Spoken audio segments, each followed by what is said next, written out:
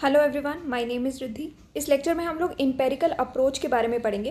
देखो, empirical approach हमने थोड़ा सा नॉर्मेटिव अप्रोच जब पढ़ा था तो उसके साथ भी हमने थोड़ा सा डिस्कस किया था, because this approach is very very important. तो ये ज़रूर कर जाना, बिल्कुल छोड़ के मत जाना। बहुत सारे क्वेश्चंस यूपीएससी ऑलरेडी पूछ चुका है एम्पेरिकल अप्रोच में से, और दोबारा भी पूछे जा सकते हैं। एम्पेरिकल अप्रोच या तो अकेले ही एम्पेरिकल अप्रोच पे पूछ सकता है, या फिर नॉर्मेटिव एम्पेरिकल का डिफरेंस भी पूछा जा सकता है। यहाँ पर आप देख सकते हो, जैसे क्वेश्चन नंबर 11 में देखो आप, ठीक है। क्वेश्चन नंबर 11 क्या कहता है? Examine the arguments in the normative versus empirical debate in the study of political theory. और उससे पहले ही कंटेक्चुअलिस्ट अप्रोच के बारे में पूछा गया था 2001 में, और ये 2002 में ये वाला क्वेश्चन पूछ लिया। तो क्या है कंटेक्चुअलिस्ट अप्रोच? हमने इससे पहले लेक्चर में पढ़ा है ऑलरेडी, वो पढ़ लेना, टेक्सचुअल कंटेक्चुअलिस्ट अप्रोच। और यहाँ पर पूछा गया फिर 2012 में, अगर आप देखो तो normative empirical theories of politics, इसके बीच में डिफरेंस पूछा गया। तो ये अप्रोच इसीलिए काफ़ी इंपॉर्टेंट हो जाती है, काफ़ी बार यूपीएससी पूछ लेता है। और देखो, पीएसआईआर बहुत सिंपल है, कुछ ऐसा ये नहीं है कि बहुत पता नहीं क्या आ जाएगा एग्ज़ाम में, क्या पूछा जाएगा, ऐसा कुछ भी नहीं है।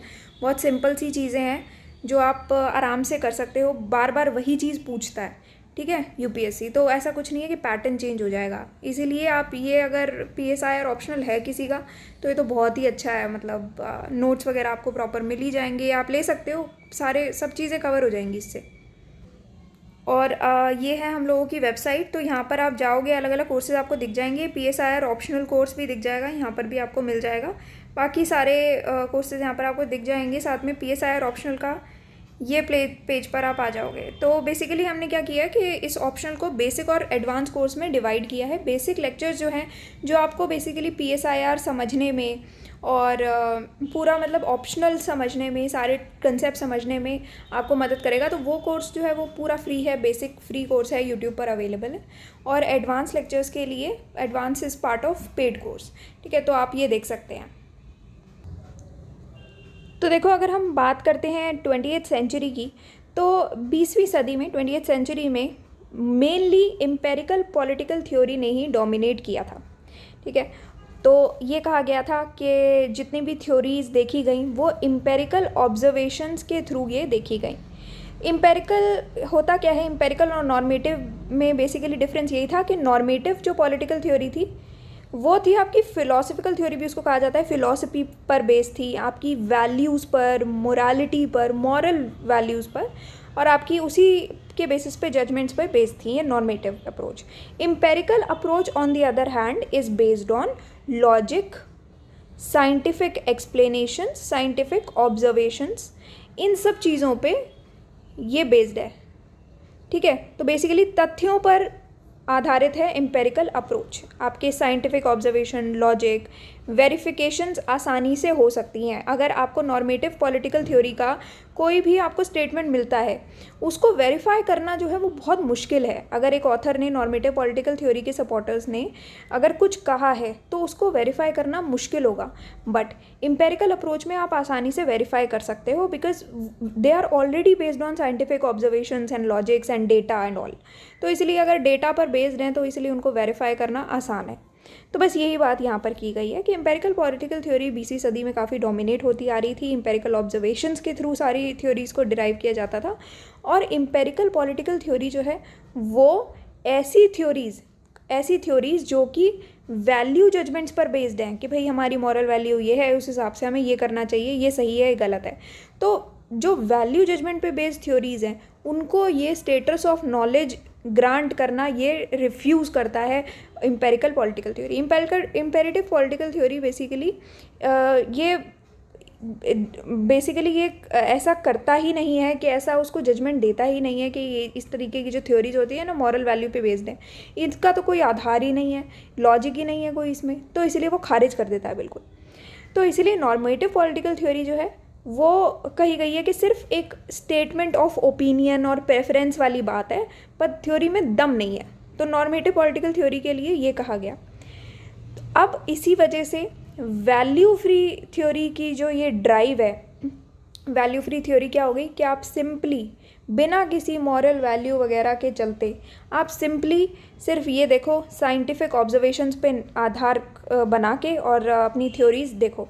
तो ये जो ड्राइव है ना वैल्यू फ्री थ्योरी का, ये क्यों स्टार्ट हुआ? ताकि पॉलिटिकल थ्योरी को साइंटिफिक बना सकें, ठीक है, और ऑब्जेक्टिव बना सकें। इसीलिए ये जो है एक more reliable guide for action बनता है, और इसी नई ओरिएंटेशन को पॉजिटिविज़म भी कहा जाता है। पॉजिटिविज़म क्या होता है कि जिसमें आपका साइंटिफिक नॉलेज इन्वॉल्व रहती है, ठीक है। तो पॉलिटिकल थ्योरीज जो हैं वो उन्होंने साइंटिफिक नॉलेज को अटेन करने के लिए, scientific knowledge about what? Scientific knowledge about political phenomena. तो ये है कि जो भी आप पॉलिटिकल थ्योरीज ने क्या किया कि जितनी भी साइंटिफिक नॉलेज जो हमें अटेन करनी है किसी भी पॉलिटिकल फिनोमेना के बारे में, वो ऐसे प्रिंसिपल्स पर बेस्ड होनी चाहिए जो कि एम्पेरिकली वेरीफाइड हो और प्रूव्ड हो, जिसका कोई डेटा है, लॉजिक है, तो आपकी वेरीफाई होना चाहिए, प्रूव होनी चाहिए, ठीक है। इसीलिए इन्होंने एक ऐसी natural science of society create करने की बात की, ठीक है, जिसमें फ़िलॉसफी जो है वो एक सिर्फ एडजंक्ट बनी साइंस का, और इसी वजह से एक ऐसी अकाउंट ऑफ थ्योरी जो है उसने एक ऐसे थ्योरिस्ट का रोल प्ले किया जो कि एक डिसइंटरेस्टेड ऑब्जर्वर रहा, ठीक है।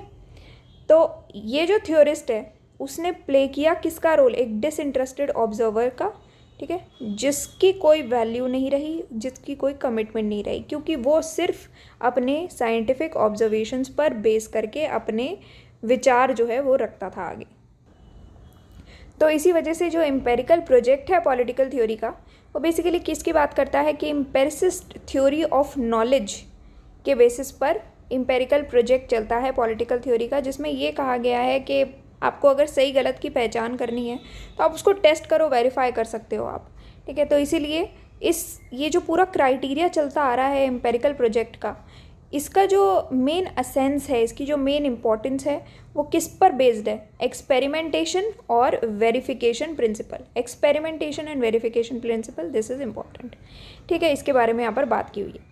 अब जब पॉलिटिकल थ्योरी जो है वो इसी इन्फ्लुएंस में चल रही थी, ये एम्पेरिकल अप्रोच के इन्फ्लुएंस में चल रही थी, तब एक रेवोल्यूशन स्टार्ट हुआ जिसको कहा जाने लगा बिहेवियरल रेवोल्यूशन। ये रेवोल्यूशन जो है वो 1950s में एक काफ़ी अच्छी खासी पोजीशन पर पहुंच गया था, और इस पूरा सभी लोग जो है उस टाइम पर देखे गए थे, पॉलिटिकल फिलोसोफर जितने भी थे, जितने भी साइंटिस्ट थे, सब लोग जो है इसको ही पढ़ रहे थे, समझ रहे थे, इसी पर ही रिसर्च की जा रही थी, अलग अलग फीचर्स पे इसकी बात की जा रही थी। तो बिहेवियरल रेवोल्यूशन एक इम्पॉर्टेंट क्राइटेरिया बन करके उस टाइम पर सामने आया।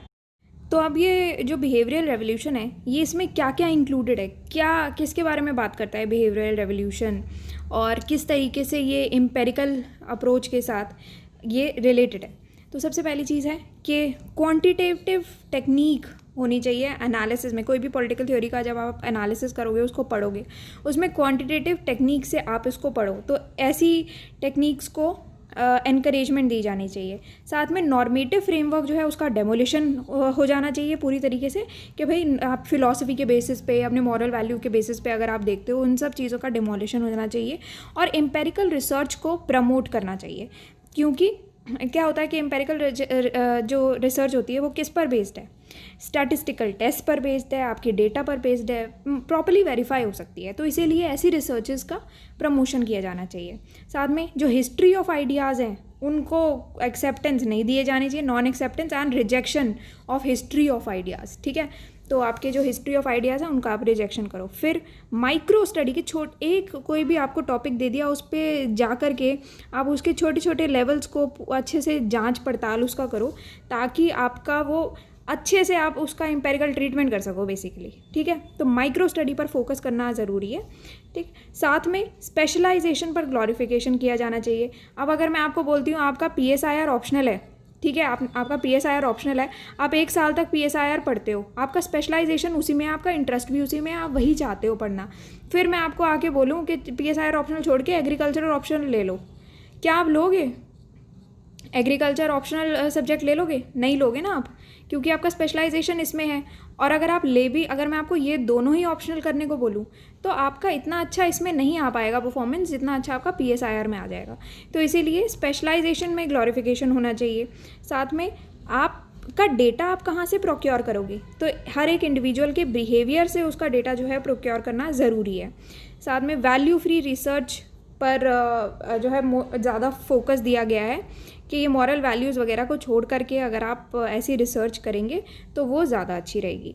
तो इसलिए अब जो है एक और थ्योरी निकल कर के सामने आती है, तो फिर ये थ्योरी बनती है एंटी थ्योरी मूड। ठीक है, तो इसमें क्या बात होती है, तो ये बेसिकली इस बारे में था कि एंटी थ्योरी मूड ऐसा हो गया था कि लोगों को ये थ्योरी ये बिल्कुल समझ में नहीं आ रहा था। उन्होंने कहा कि ये तो बिल्कुल आइडियोलॉजी, हाँ, और एब्स्ट्रैक्शन, मेटाफिज़िक्स और आपका यूटोपिया पर बेस्ड है ये सब चीज़ें। ठीक है, कुछ एडवेंचरस ऐसे थे कि आपने तो एक एंटरप्राइज़ की तरह ये थ्योरी को ले लिया है, तो ये जो है एंटी थ्योरी मूड बन गया था कि किसी को ये समझ में ही नहीं आ रहा था, क्योंकि लोग चाह रहे थे कि आपका थोड़ा सा रियलिटी और आपका एक जो आपका थॉट होना चाहिए, रियलिटी होना चाहिए, उसके बीच का डिस्टिंक्शन जो है वो बिल्कुल ब्लर्ड हो जाता है। ठीक है, तो इसीलिए ये बात की गई कि आप ऑब्जेक्टिव नॉलेज लेने के चलते आपने एक मतलब रियलिटी और थॉट के बीच का डिस्टिंक्शन जो है उसको बिल्कुल ब्लर कर दिया, तो आपको ये नहीं करना चाहिए। ठीक है, तो उन्होंने एक थॉट को जो है वो रिड्यूस करके एक रियलिटी के एस्पेक्ट में ले लिया। अब उन्होंने धीरे धीरे, अब आप कह सकते हो, they soon attracted the ire and fire of some philosophers of science, क्योंकि कुछ ऐसे फिलोसोफर्स थे, देखो बहुत तरीके के आपको फिलोसोफर्स मिलेंगे। अब ठीक है, जो फिलोसोफर जो हैं वो एम्पेरिकल अप्रोच को वो सपोर्ट करते हैं, उनको तो ठीक है, कोई प्रॉब्लम नहीं है, बट आपको कुछ फिलोसोफर्स नॉर्मेटिव के भी मिलेंगे। ठीक है, तो जो कि इन चीज़ों को सपोर्ट नहीं करेंगे। तो ऐसे भी कुछ फिलोसोफर्स थे साइंस के जिन्होंने एक पोस्ट पॉजिटिविस्ट अप्रोच जो है उसका विजन दिया साइंस को। तो एक ऐसे फिलोसोफर थे कार्ल पॉपर। कार्ल पॉपर ने एक प्रिंसिपल दिया फॉल्सिफिकेशन का। Karl Popper is a very important political philosopher. तो देखो उन्होंने ये प्रिंसिपल दिया था फॉल्सिफिकेशन का। तो फॉल्सिफिकेशन क्या था कि साइंटिफिक नॉलेज अगर आपको अटेन करनी है उसका एक क्राइटेरिया था, और इसमें क्या बात की गई कि जितनी भी नॉलेज हम अटेन करते हैं वो है conjectural, tentative and far from the final truth.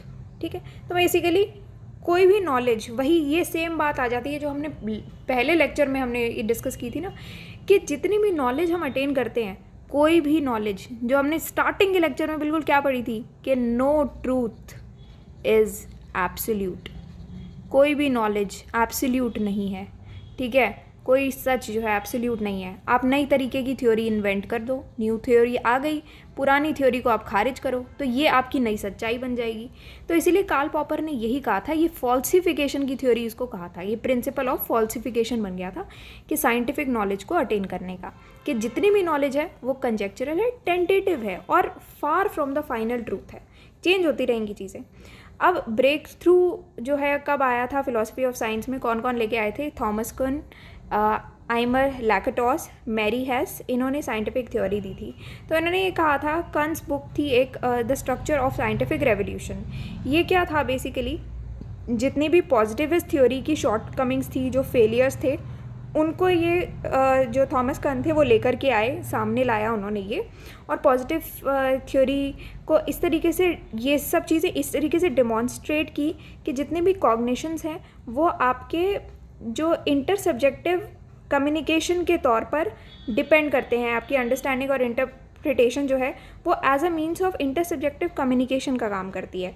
मतलब कि जो भी आप समझ रहे हो, जो भी आप इंटरप्रेट करते हो, ठीक है, तो वो आपके अपने पर्सनल उस पर डिपेंड करेगा कि आपके पर्सपेक्टिव्स कैसे रहे हैं।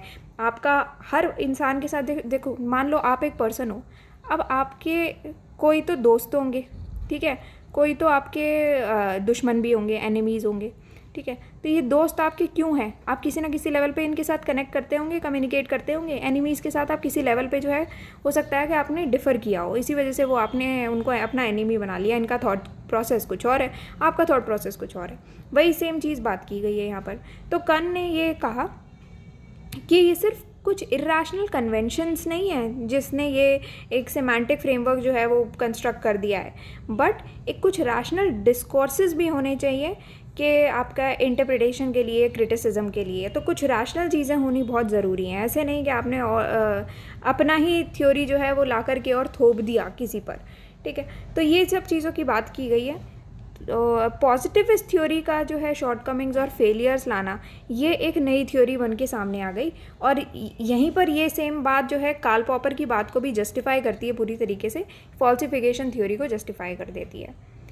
तो ये बेसिकली था आपका इम्पेरिकल अप्रोच। इम्पेरिकल अप्रोच पे मोस्टली जो क्वेश्चन देखो पूछा जा सकता है वो आपका आएगा नॉर्मेटिव और इम्पेरिकल अप्रोच का डिफरेंस। तो ये आपको मैंने जब नॉर्मेटिव अप्रोच पढ़ाया था तो उसमें मैंने आपको समझा दिया था और ये आंसर आपको वहीं पर ही मिल जाएगा। तो अब ये नॉर्मेटिव इम्पेरिकल वाले जो नोट्स हैं उसको देख लेना, वहाँ पर आपको ये आंसर मिल जाएगा। और ये क्वेश्चन दोबारा भी पूछा जा सकता है, यूपीएससी पूछ चुका है, 3 बार तो पूछ ही चुका है। ठीक है, नेक्स्ट में हम पढ़ेंगे लीगल अप्रोच के बारे में नेक्स्ट लेक्चर में। All right, and this is our website www.readefaedu.com। यहाँ पर आप जा कर के और कोर्सेज़ वगैरह सारे देख सकते हो। PSIR कोर्स लेना हो आप यहाँ पर जाके ले लेना। So that's all for today and thank you for watching the lecture.